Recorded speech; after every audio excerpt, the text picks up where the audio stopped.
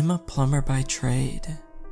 It doesn't sound like much, but if you've ever worked this job, you know you're in a position of power. Fixing a toilet might not sound all too glamorous, but everyone who's had a broken toilet knows how inconvenient it is. How long can you stay in your house without a functioning bathroom? Anyway, I have quite the story to tell, and it starts somewhere far away from my ordinary workspace. There's an abandoned quarry just outside of town where kids who graduate have one final party before the summer. I say kids, but they're adults now, I guess. But it's a mindset thing. The whole quarry party is considered a harmless tradition, and most parents are willing to let their kids go. I mean, they went there themselves all those years ago. Who are they to tell their kids not to? The people of this town may be old-fashioned, but they're not hypocrites. Sure, the quarry is still a bit messier nowadays, but all in all isn't that bad. But that night, at this particular graduation party, things were worse than ever, and no one would know until it was too late. There were dark clouds gathered overhead, so most of the kids who wanted to take a dip had to hurry before the rain came. The first 6 to arrive threw themselves in. It was pitch black. Some complained about the water feeling weird, but it wasn't until the other kids pulled up with their cars that they noticed something wrong. There, illuminated by the headlights of half a dozen vehicles, the 6 kids who dove in stepped out of the water, covered from head to toe in a black, viscous fluid. Not oil, not algae, nothing like that. Just a thick surface liquid, and it burned them. One kind, Mary Donland, went blind. 2 others ended up in a hospital with respiratory failure. The other 3 managed to get most of it washed off in time. The police were called in, and I've been told it was nothing short of a miracle that no one died that night. They never really managed to identify what kind of liquid had been poured in that quarry. All they found was that someone had dumped some kind of old appliance in it. A washing machine, I think. Over the next week, my crew was getting calls all over town. It started with the blind kid. I didn't take the call personally, but my coworker, Jimenez, told me she was in bad shape. She'd lost a lot of weight, and her hair had fallen out.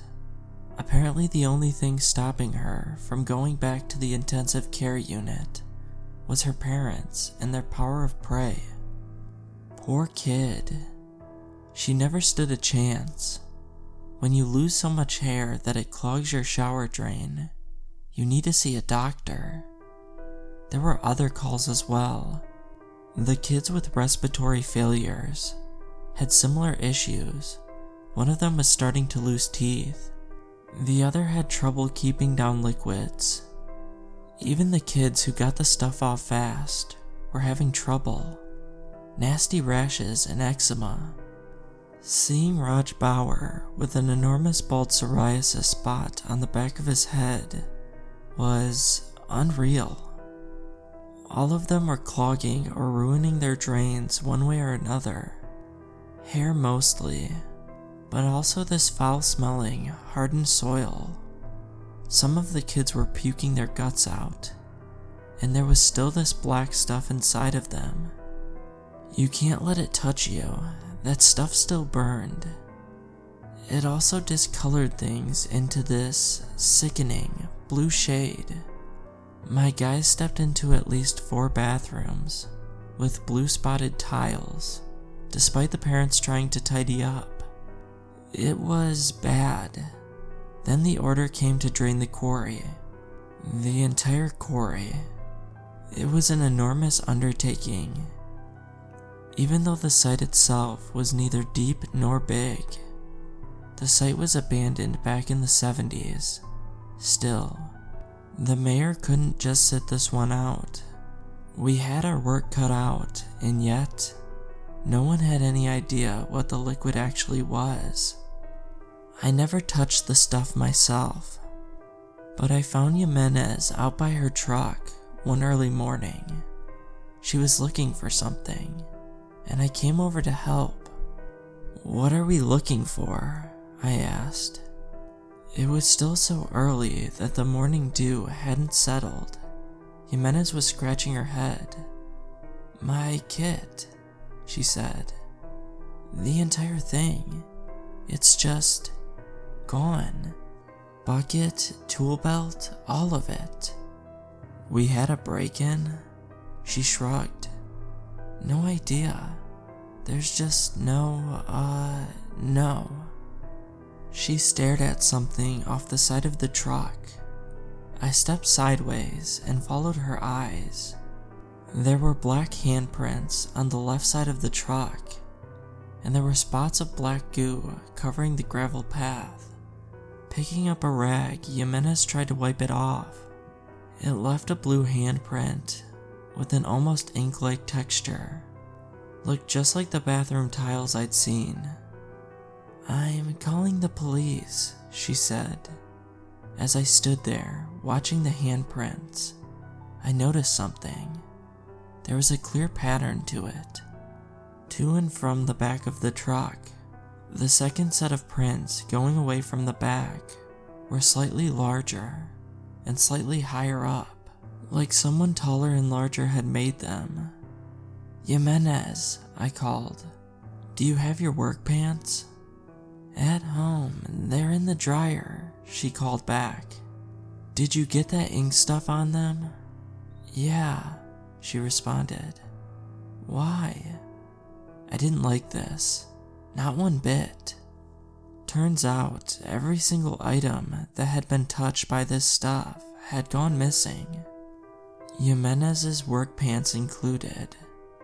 Later, Jimenez told me the police had gotten similar reports all over town. Lots of things that had even touched the stuff had gone missing. Entire sections of pipe, for example, from where it had clogged, but also bathroom tiles, clothes, fabric, all kinds of items. I didn't like it, not one bit. And what about the kids? I brought Jimenez along to Mary Donland, the kid who went blind. Her family was among the first to call us about the clogged drains, so I figured they were some of the people worst affected. Or at the very least, they were among the first. Jimenez was skeptical, but that was her go-to response whenever she didn't understand what was going on. She didn't like to go into anything unprepared, but I didn't know how to tell her what I suspected. Instead, I told her we were doing a follow-up on the water pressure. She didn't buy it, but knew better than to start asking questions.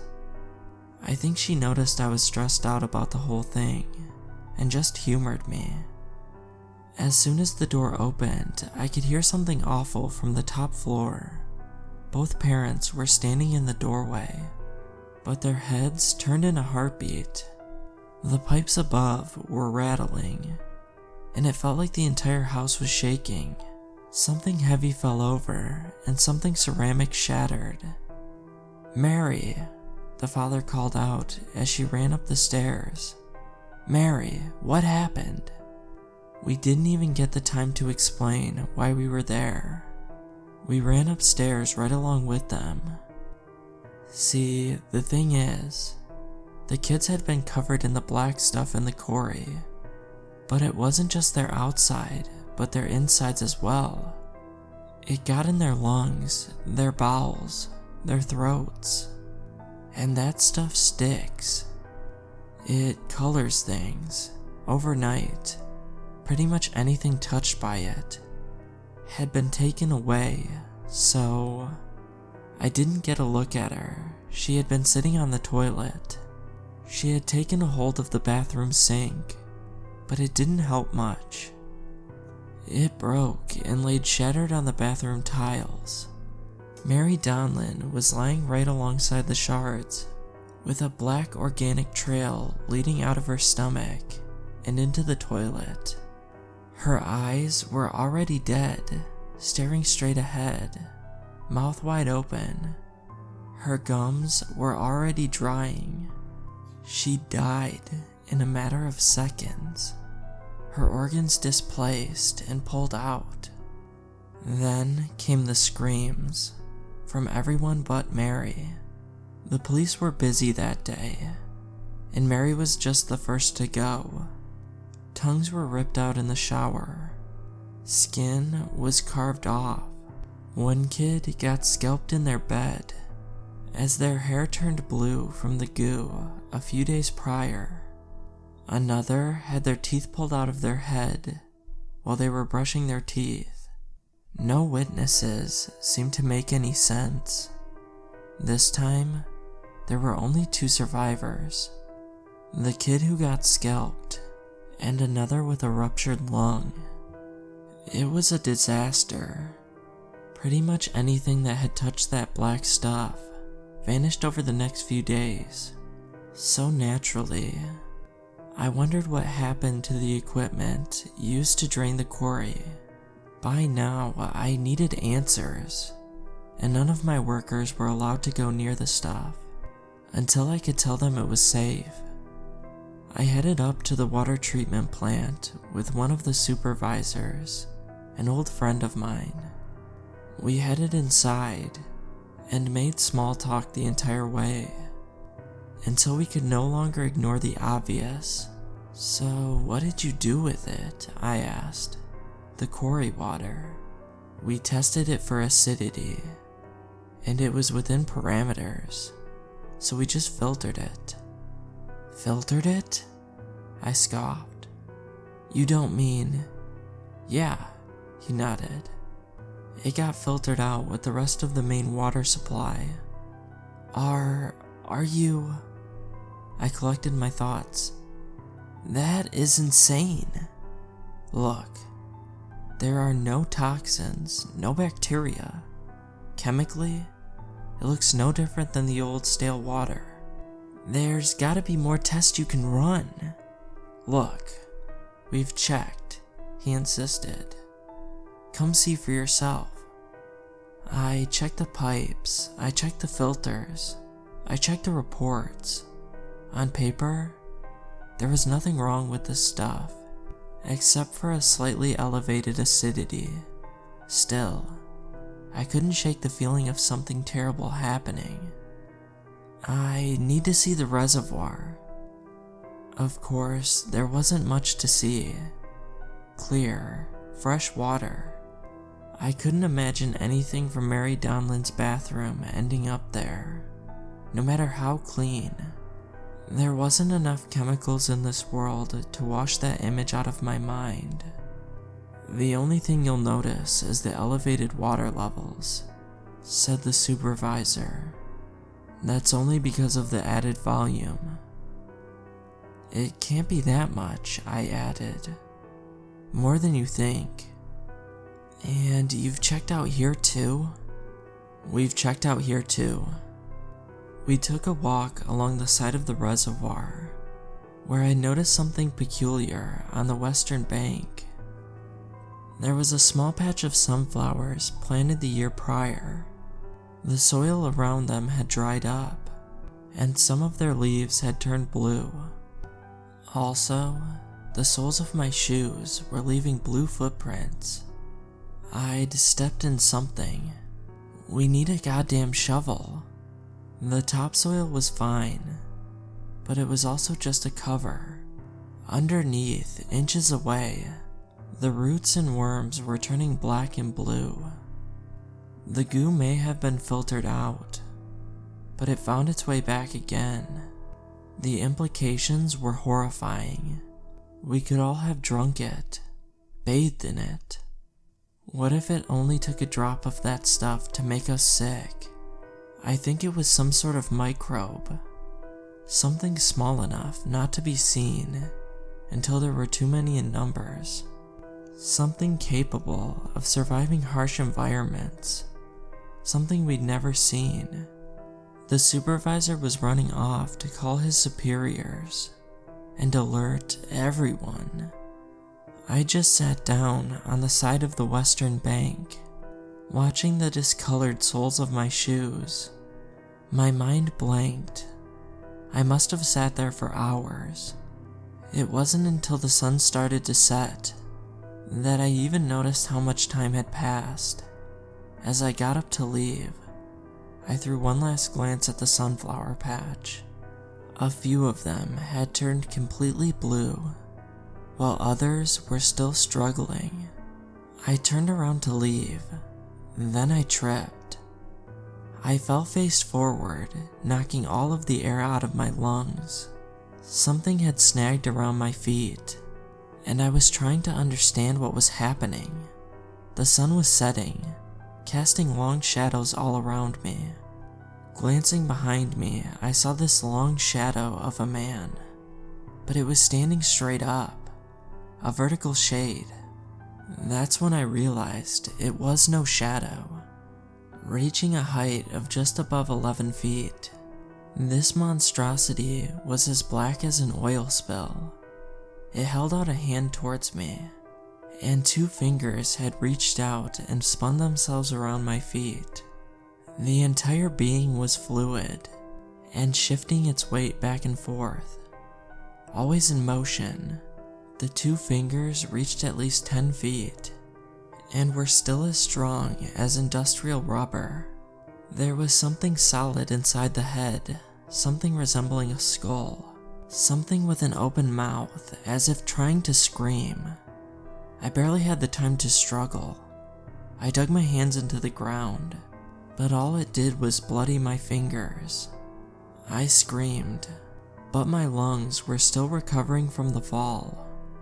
In the blink of an eye, I was being held upside down. I flailed around like a cat in a bag. Then, my shoes came off. I landed on my back in perfect view of the fluid being. Its fingers retracted, bringing the shoes into itself and absorbing them. They melted away. Then, as if nothing happened, the being sank back into the ground. It was all over in a couple of seconds. The only evidence of this thing even being real was my very real lack of a shoe, barely even registering what happened. I just stood up and screamed. I screamed my throat out. The entire thing has since been labeled a chemical spill. The reservoir is closed off, and an old pharmaceutical company was blamed for mishandling old inventory. Of course, Hatchet Pharmaceutical hasn't had a branch open in these parts since the turn of the millennium. They were just convenient scapegoats. I moved out of town as soon as I could. I don't trust what waits in the water supply to just go away. I saw what it did to the soil. That thing will grow out of control, and this entire town is going to hell. Mark my words. There is so much wrong with this story. Like the government stepping in and closing the reservoir, as if they knew what was going on.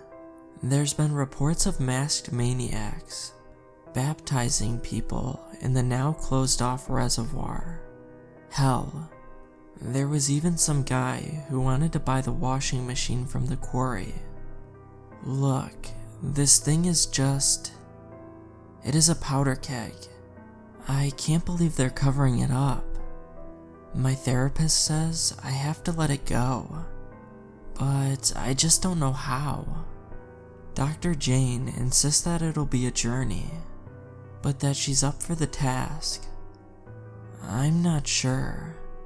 Look, all I'm trying to say is, do your research.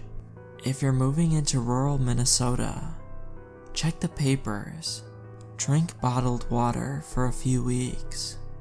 Be careful, and check the area for blue flowers.